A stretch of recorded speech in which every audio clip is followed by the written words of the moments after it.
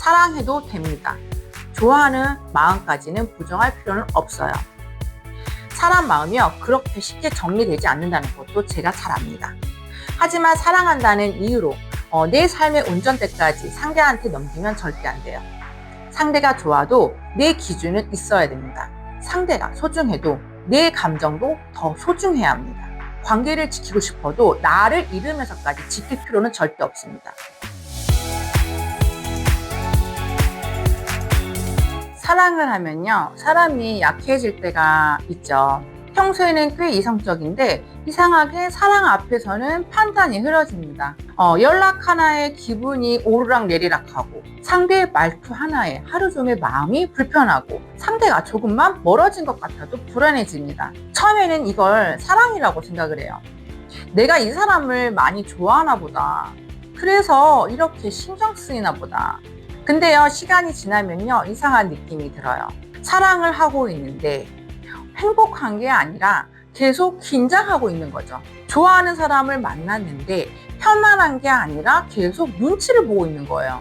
분명 관계 안에 있는데 내가 점점 더 작아지는 느낌이 듭니다. 그때 우리는 이런 질문을 하게 됩니다. 나는 지금 사랑을 하고 있는 걸까?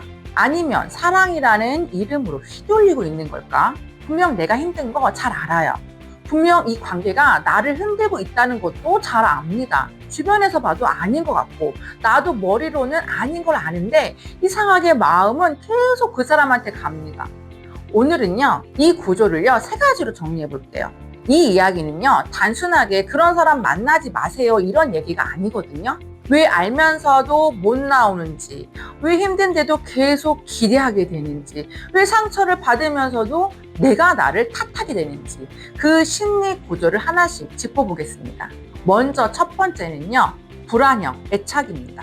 심리학에서는 성인 애착 이론이라는 개념이 있거든요. 쉽게 말하면 사람마다 관계를 맺는 방식이 다르다는 겁니다. 어떤 사람은 가까운 관계 안에서도 비교적 안정적이에요.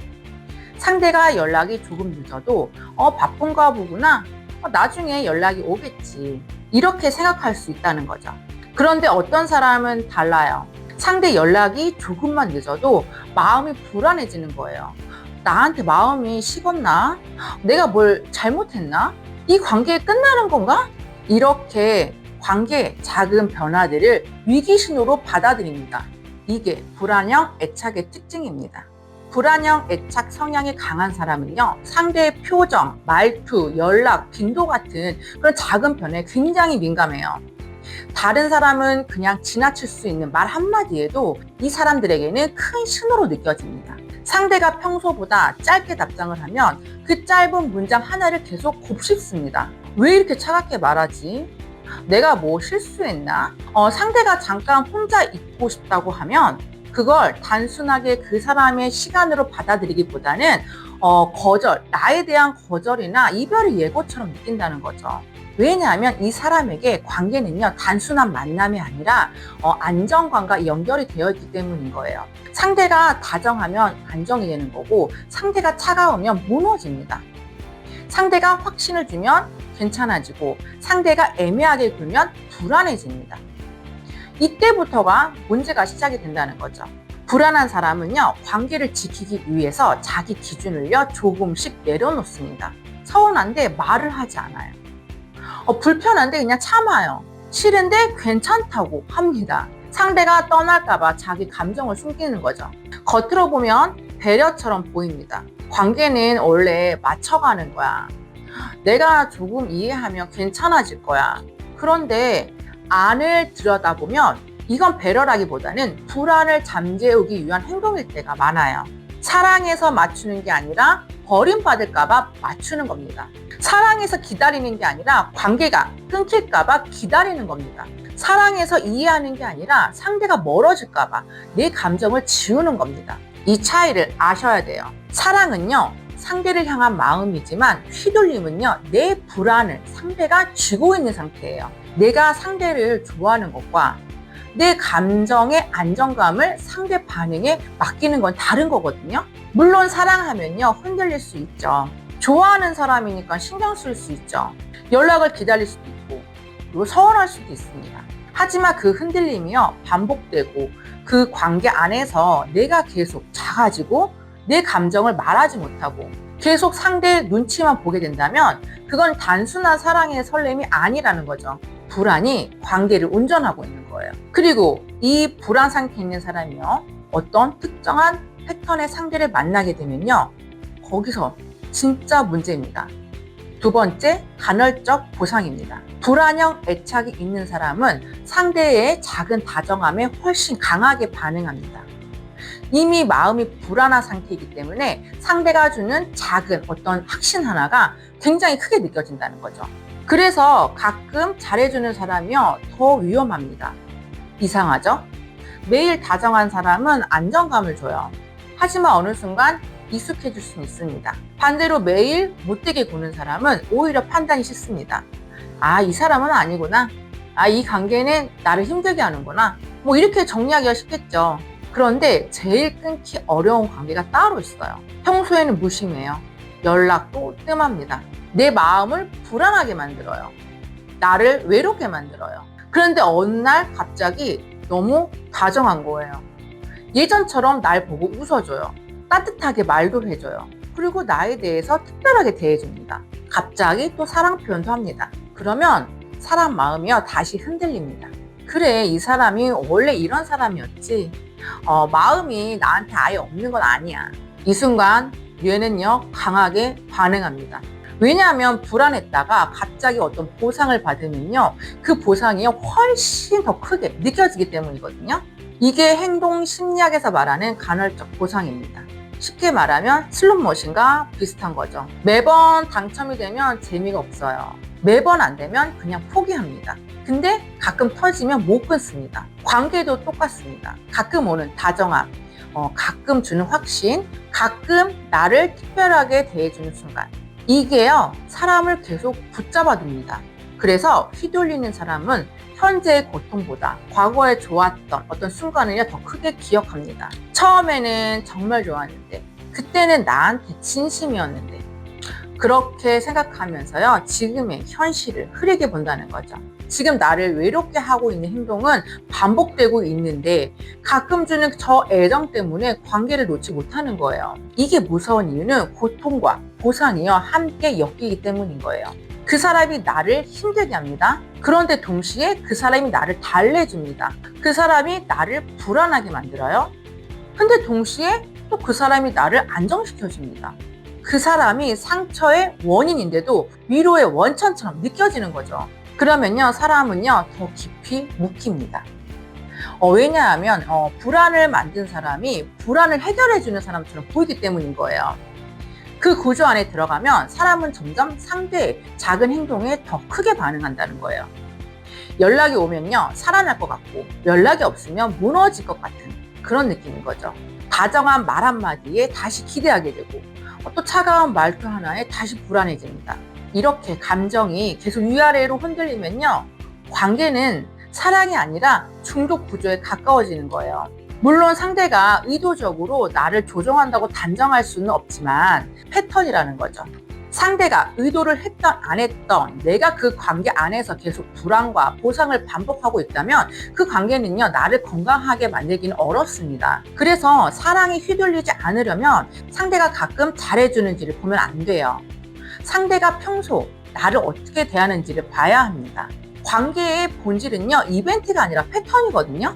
한 번의 다정함이 아니라 반복되는 태도를 봐야 한다는 거예요. 나를 특별하게 만들어준 하루가 아니라 평소에 나를 존중하는 방식을 봐야 한다는 거죠. 근데 여기서 또 문제가 생깁니다. 이 구조를 머리로는 알아도 또 못 나누는 사람들이 있어요. 왜냐하면 이미 자기 감정을 믿지 못하게 됐기 때문인 거예요. 세 번째, 인지 부조화. 빠져나오지 못하게 만드는 내면의 함정입니다. 인지 부조화는요, 쉽게 말하면 내 안에 서로 충돌하는 두 생각이요, 동시에 존재할 때 생기는 불편함입니다. 관계에서는요, 이런 식으로 나타나요.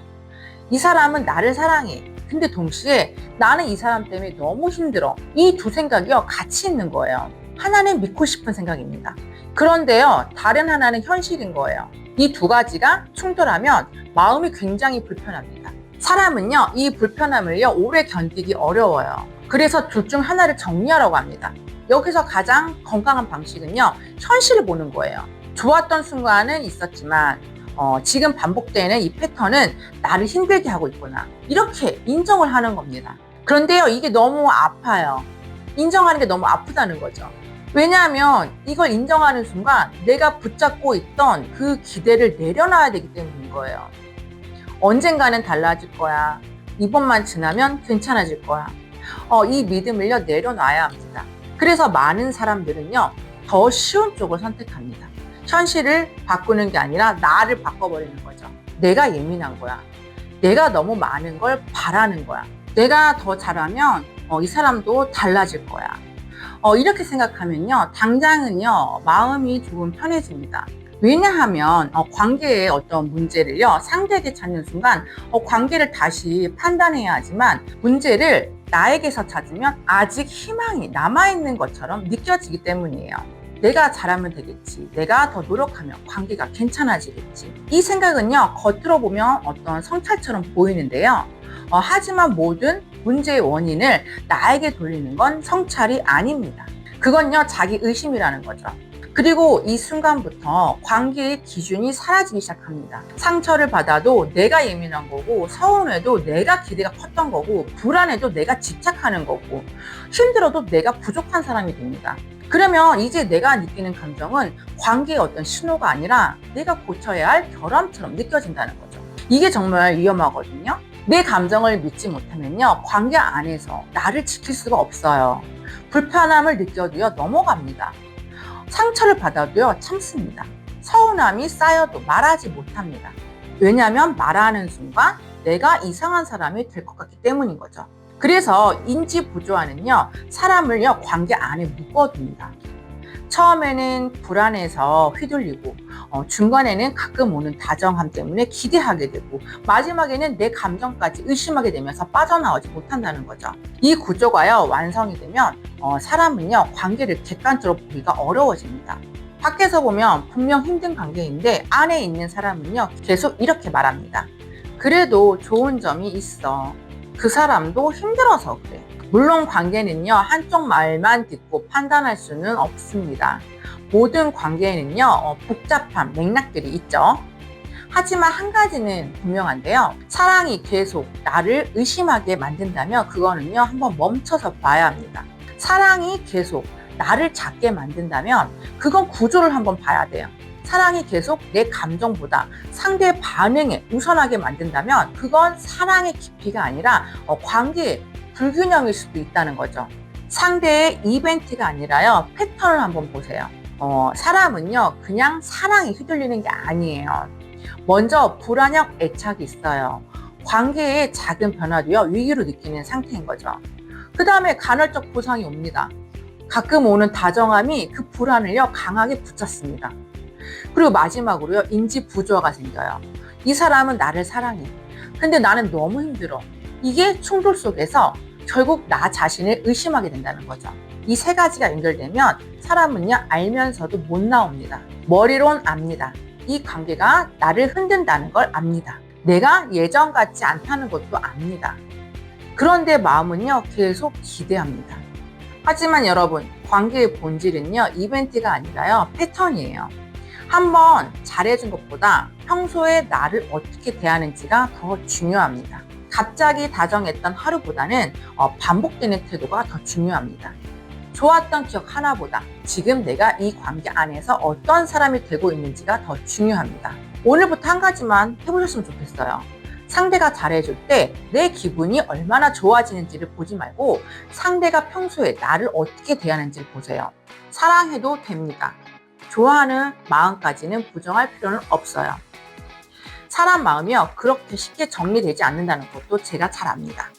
하지만 사랑한다는 이유로 내 삶의 운전대까지 상대한테 넘기면 절대 안 돼요.